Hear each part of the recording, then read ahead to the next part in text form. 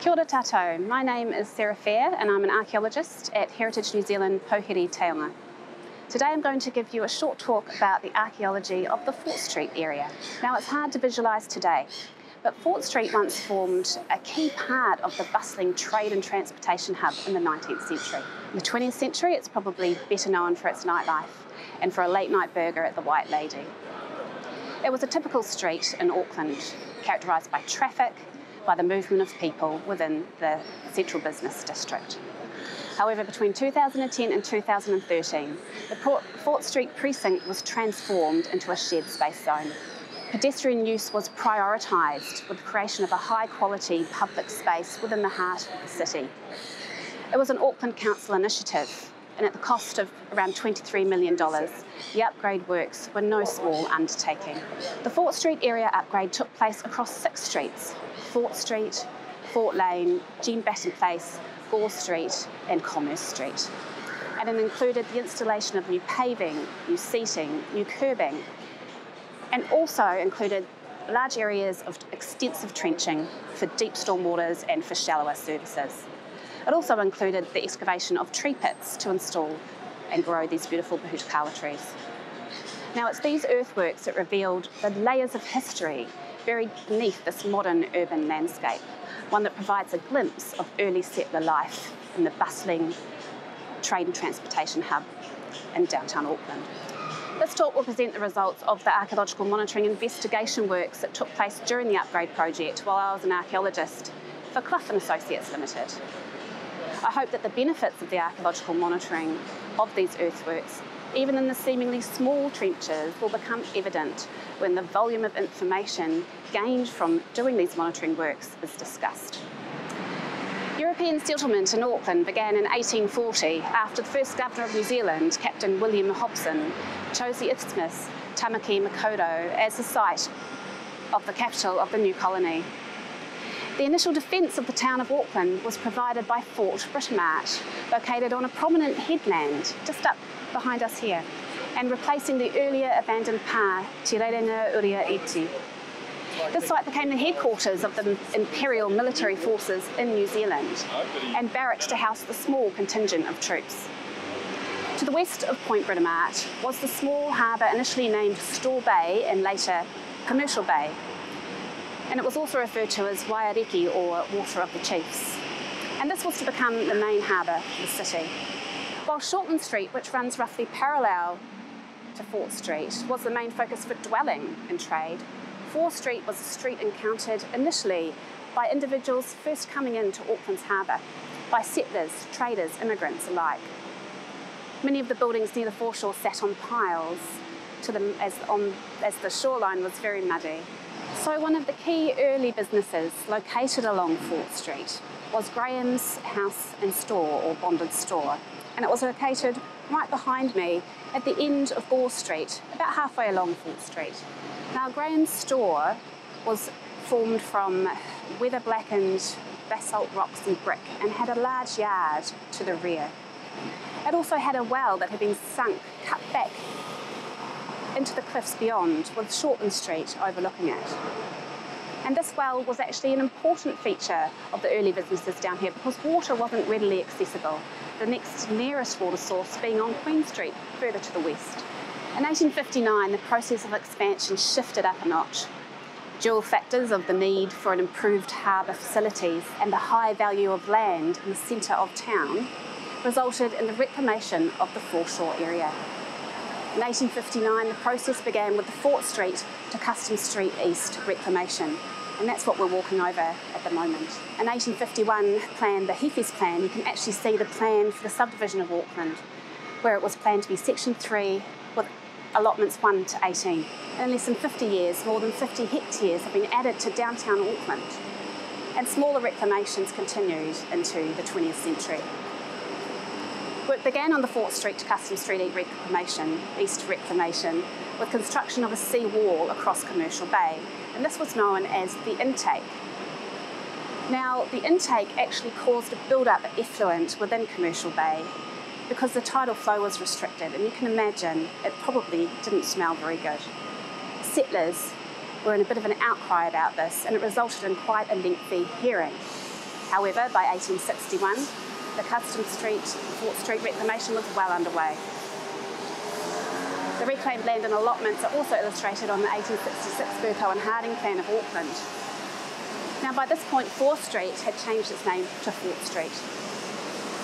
Additional reclamation around Smales Point to the west end of Commercial Bay was carried out in about the 1870s. And this then led to pressure to infill the area between Port Britomart to the east and Queen Street Wharf to the west in order to integrate rail transport with the new harbour facilities.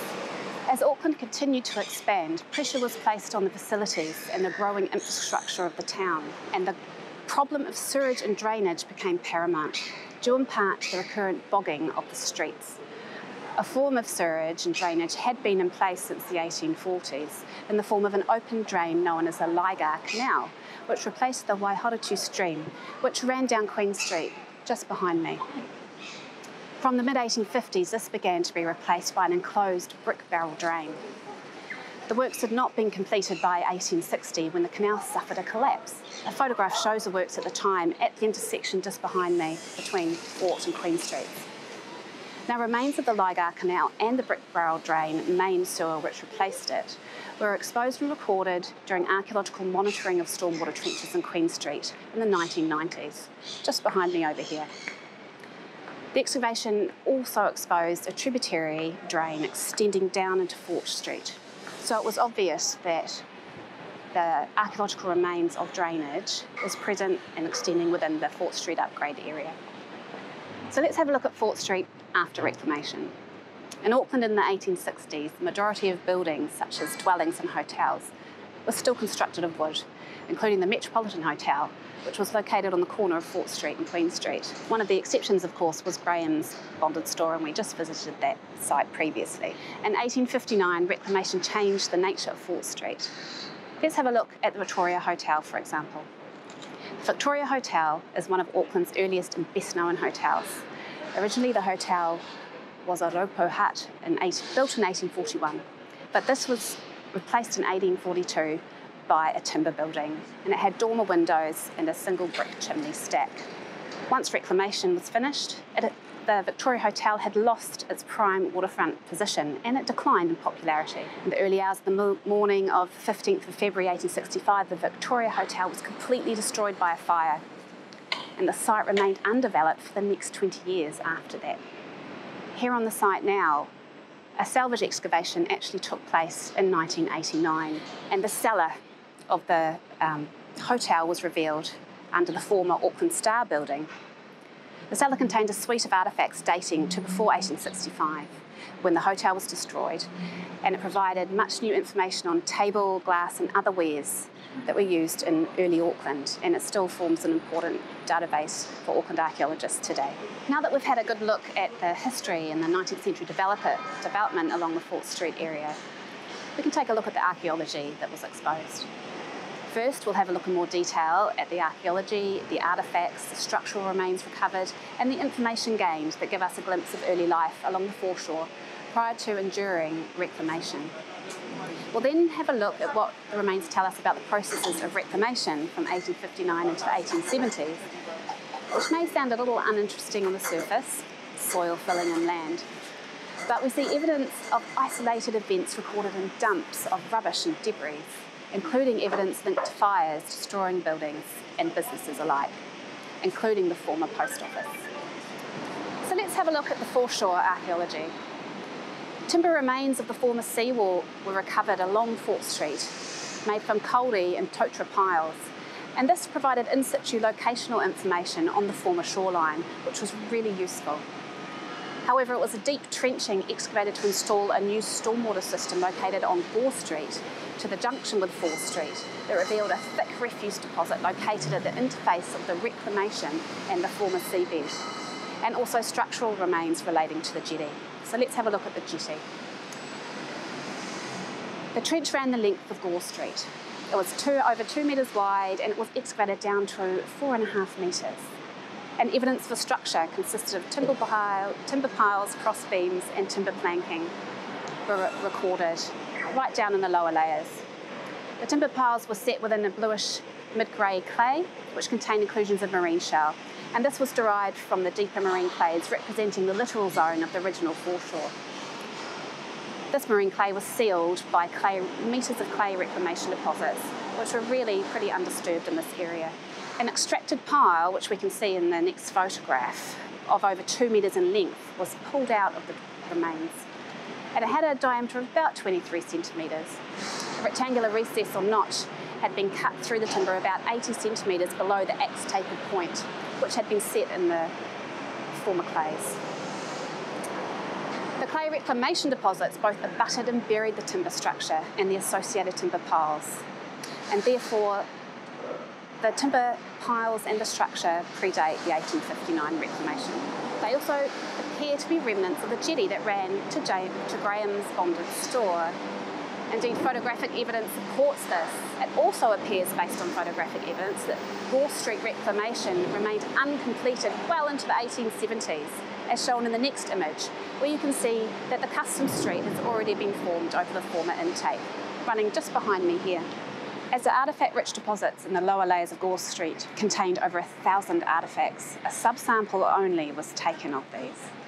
Of the finds analysed, there were over 330 ceramic sherds, over 150 items of glass, of which 48 were complete bottles, 105 clay pipe fragments and 83 stoneware fragments, including a number of complete items, were also recovered. And a number of miscellaneous items, including metal nails, buttons, a doorknob, tongue and groove flooring and leather items such as shoes, belts, a cotton reel, rope and even coconuts. Many of these artefacts are commonly found in 19th century deposits, and their variation indicates trade and development of products both locally and internationally. Less commonly found are organic materials such as rope. The anaerobic conditions of the refuse deposit allow the organic materials to survive in really good condition. For example, a 1.24 metre long length of rope was recovered, and it was constructed from 2 thick strands wound together and combined with a second set. 2 rope or koyo mats were also collected. Examples of ecofacts like coconuts are unusual to find in New Zealand deposits. One of the coconuts we had here was broken and the husk completely worn away. Another unusual item that was particularly well preserved due to the anaerobic conditions was half of a cricket belt buckle. You see that here. Cricket uniforms were not particularly standardised in the 19th century, and the cricket belt buckles were often formed with individual designs, although some of them did form a particular type of branding. Artefacts that provide evidence that the reclamation was not complete in the 1860s include glass bottles. For example, an infant feeding flask embossed S. Moore and Son and Thompson, London, on the front was recovered. This particular version of the company name places the date of manufacture from 1860 to 1870. Condiments were also recovered, such as a complete H. Olsen's tomato sauce Auckland bottle. Olsen began producing small samples of tomato sauce from homegrown tomatoes in 1868 and 1869, initially bottling in black beer and porter bottles. In 1870, he ordered a number of embossed bottles from abroad, with business so successful he quickly built a 3-storey manufacturing plant in Parnell. So let's have a look at the results for reclamation. The monitoring results suggest that the commercial bay reclamation deposits survive in varying condition across the whole of the upgrade area. In general, the reclamation layers are well preserved beneath footpaths of all areas affected by the upgrade, with the exception of the eastern end of Fort Street. In those areas, bedrock was encountered not far beneath the surface, along with tar seal and aggregate deposits. At the western area of works on Fort Street and along the length of Commerce Street, 20th century roading works and services have significantly modded the upper layers of the reclamation. However, in the central area of Fort Street, the upper reclamation deposits are better preserved and in more substantial sections. In general, the lower reclamation deposits are preserved in situ along the length of Fort Street, with the only significant previous truncation being from the old Fort Street stormwater. And at the far northern end of Gore Street, stormwater trenching extended into Custom Street East and exposed reclamation deposits that consisted of fractured sandstone and mudstone. And what this deposit actually represents is evidence of the destruction of the headland on Smales Point when that took place post-1870.